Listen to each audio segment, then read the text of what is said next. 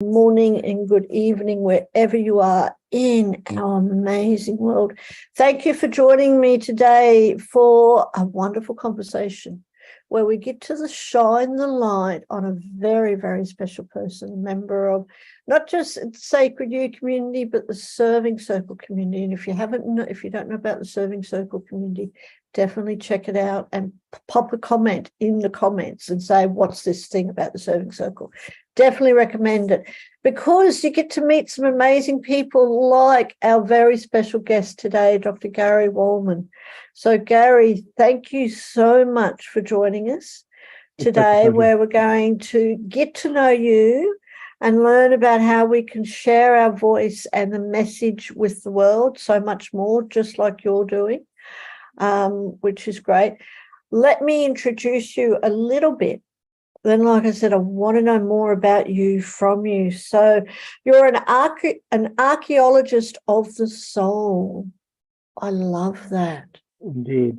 Really. Integrating presentation coaching, transformational body therapy, and awakening creativity to free layers of the stored physical, emotional, and creative energies buried in the landscapes of our bodies, our chief instruments of communication.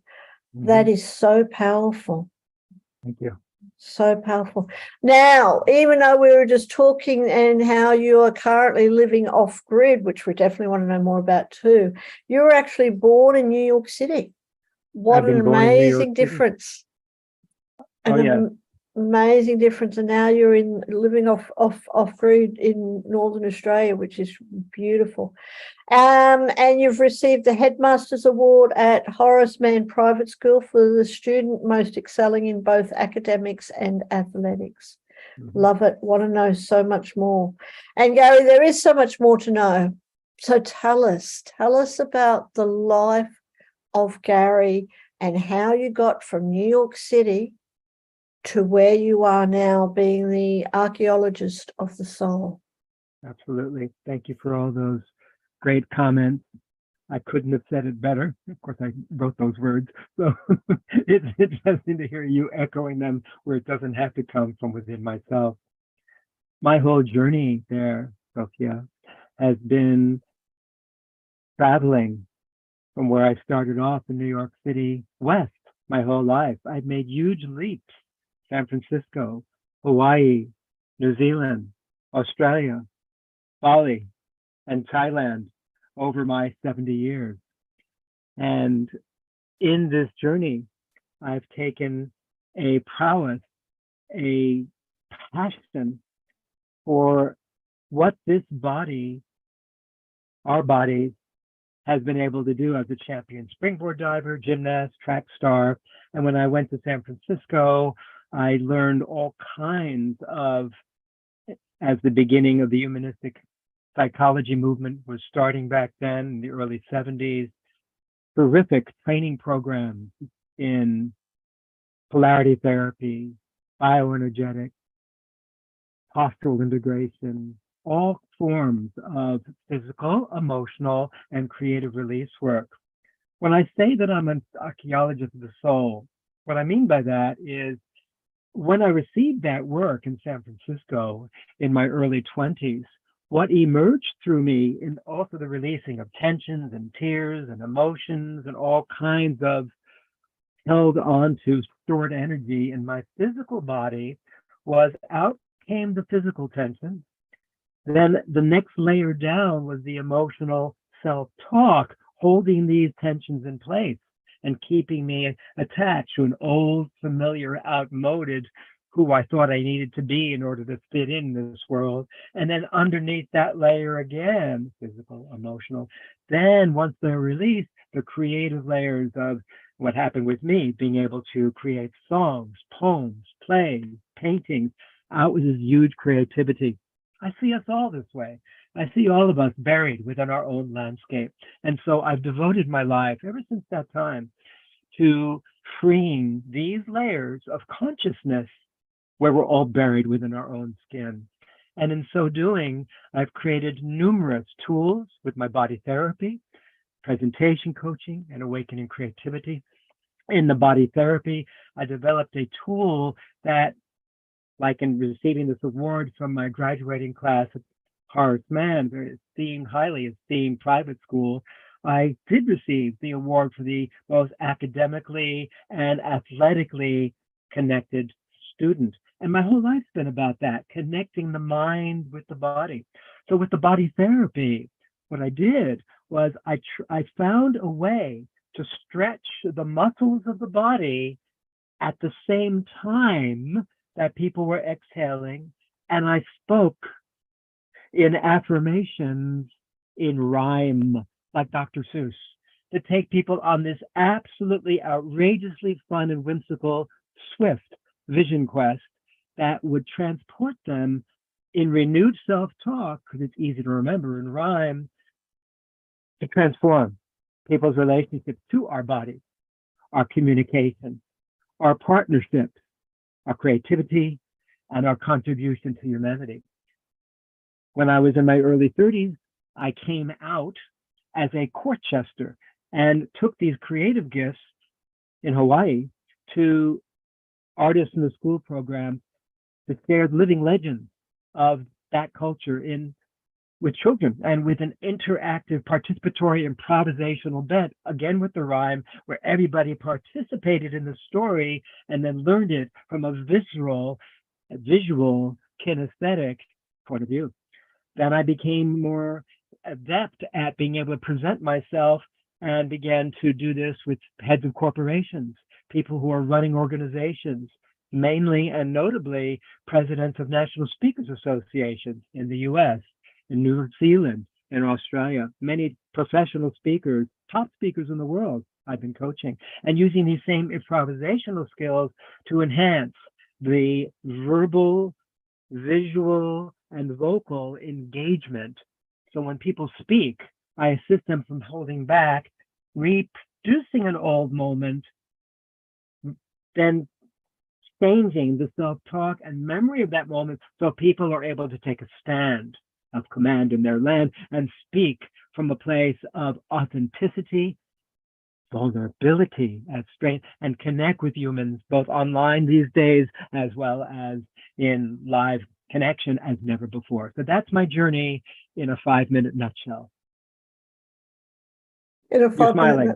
Yeah, thank you. Thank you so much. And I love it in a 5-minute nutshell. We're definitely going to have to come back so we can have more than just five minutes. But I love it. I like everything that you've just talked about and everything that you offer people. It's like, I just feel the call and the need just to honor you. I speak to a lot of people who want to be speakers, who have a story to share, who are very inspirational through their life journeys, whatever they've been able to overcome, and extremely inspirational. But yet there's something that's holding them back. Right.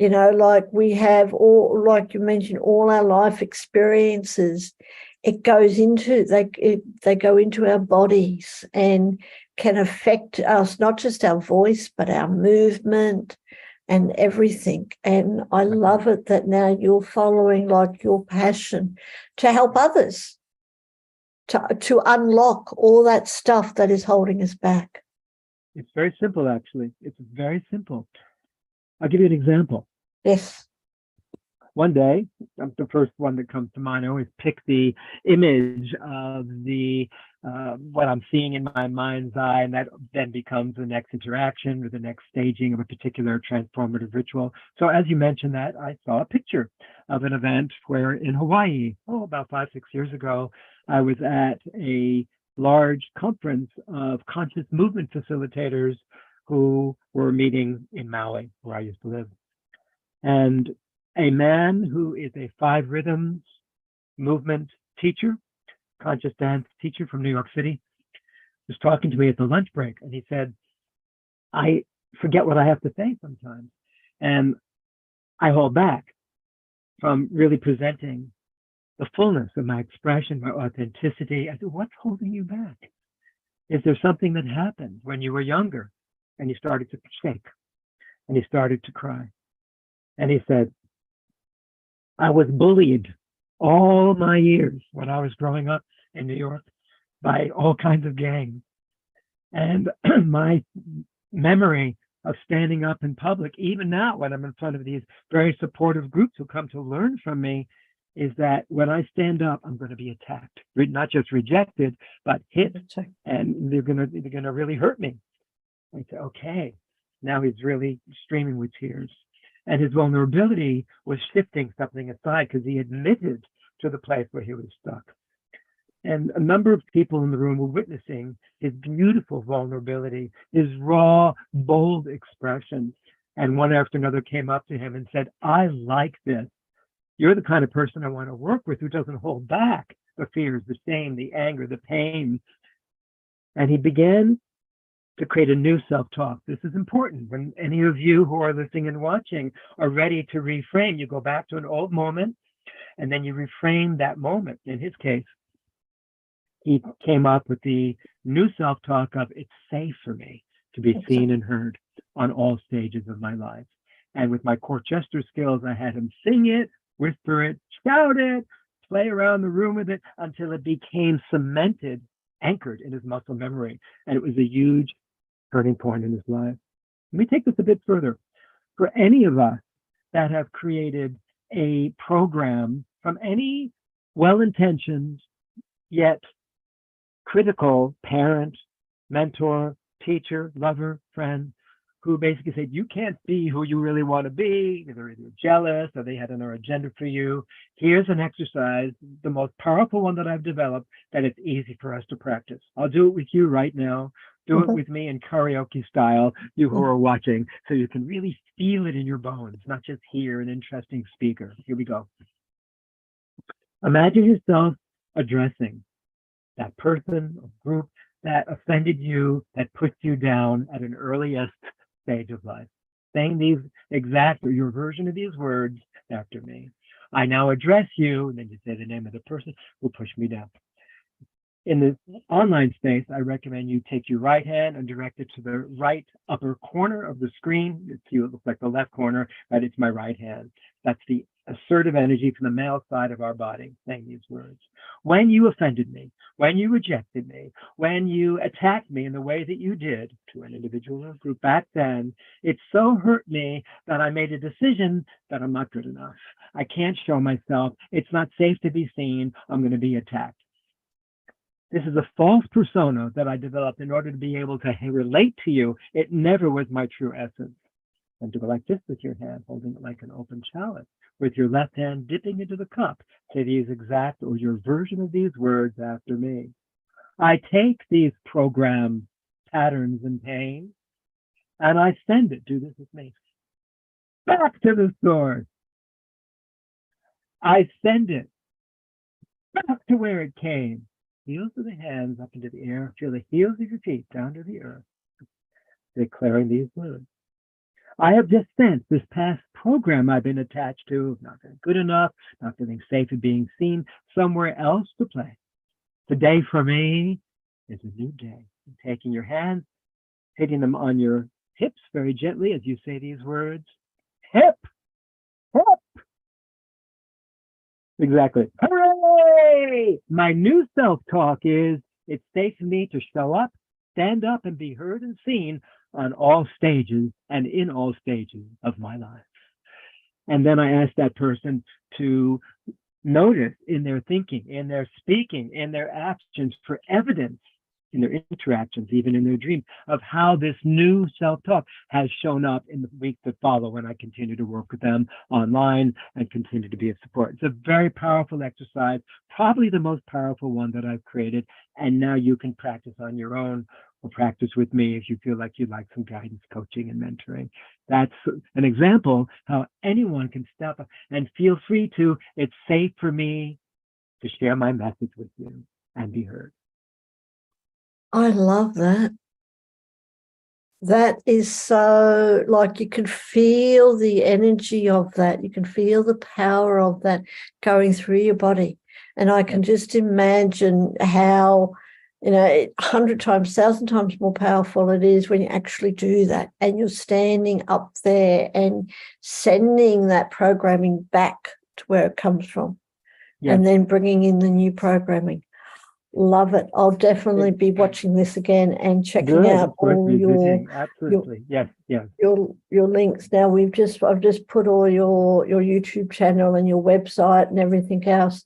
Tell us a little bit, is there anything else that you would like to share about your presentation website? The My presentation doctor. Yes, presentationdoctor.com is the yes, name of that website. That's right. yes. And when you visit that website, you'll see all kinds of videos, media interviews of the same breakthroughs. It's also on my YouTube channel Mhm. that would help you see how others have made similar breakthroughs, and you see it, you go, oh my goodness, I can do that too. So it's worth visiting. I also have a free ebook there on mastering authenticity and rapport that you can send your email. I can send that to you. It happens automatically. My YouTube channel is really what I've been focusing more of lately, because I'm doing a lot of videos and a lot of online Zoom sessions like this. I'm putting a lot of it up online, and that would even be better somewhere down at the end of this session. I know the people that work with you will post that. It would be wonderful for you who are watching and listening to see actual moments, to hear actual moments, and to connect with, oh, how can I unpack that? How can I practice new self-talk? What can I do to navigate through the space? What if I'm held back? I have over 120 videos there, and a lot of them are just 59 seconds and less. That is a really powerful way, along with engaging with me with a complimentary discovery call, to take you through this, which I'm very happy to do. So the website, my presentationdoctor.com, the YouTube channel, which you see the link in the post below, Yes. are very and a Calendly link to be able to Zoom with me to explore a connection. I'm happy to guide anyone through these challenges with a complimentary half hour or more. I like to be generous with my time. So if that's what you're asking me about the website, great. There's also a blog in there that I've written that is text on interactive communication, because my whole way of working is to create an engagement and a relationship with the audience and my body and my messaging, as though they all have a consciousness to connect and interconnect. Most speakers, even some of the best speakers in the world, some of who I've been coaching, they have a beautiful message, the point. They have some good examples, stories, but they forget the application, the what's in it for me from the audience point of view. And my sense about this form of relationship speaking is I develop a relationship with my body, my messaging, and my audience. Then we're in a real intimacy and a caring of connection and a sharing that's impossible when I'm just downloading information. It's all about developing this rapport. And then guess what? The information floats through more easily. I'm no longer nervous when I'm in relationship with you. So these are some really cool guides and tips following your question. Tell us about your website. It's bringing your message to life. That's my main message. Yeah. And allowing that to happen, giving people the opportunity to share their message. It's so true, Sophia, to share them. And, many people are interested in sharing their message, but there's something stopping them. I remember at one stage, I was asked to do a presentation for a national speakers convention in Washington, D.C. It was shortly after the Vietnam War. And a woman spoke with me again on the lunch break. She said, I have seen so many soldiers die on the field, and I want to share what I have seen, what I've felt, what I've heard, and the messages, but I'm so scared. I feel like I'm going to lose it up there. So I gave her this simple exercise that you can practice. Instead of sending your message with all the nervousness of how do I send it out there, up and out with people you want to impress or reach out and somewhere else in front of you, instead, send the message down and in, as though you're sending a spear of fiery, heartfelt intention down through the center of your own spine towards the center of the molten earth. And then I asked her to practice that extra, send a sound down through there, and she said, I'm not nervous anymore. I'm connecting with myself first. Because the key message in this is, It's an inside job. And by giving it to yourself first, the message, others get it by osmosis. They feel you getting it rather than trying to Yes. convince or impress someone outside of yourself. So Yes. these are some simple tools.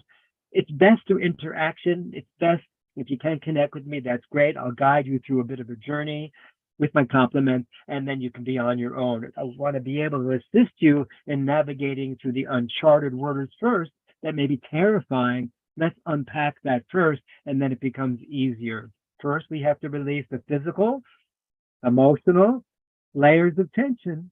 As archaeologists, we are together, and then the creative gifts come flowing as you trust Oh, your own knowing, growing.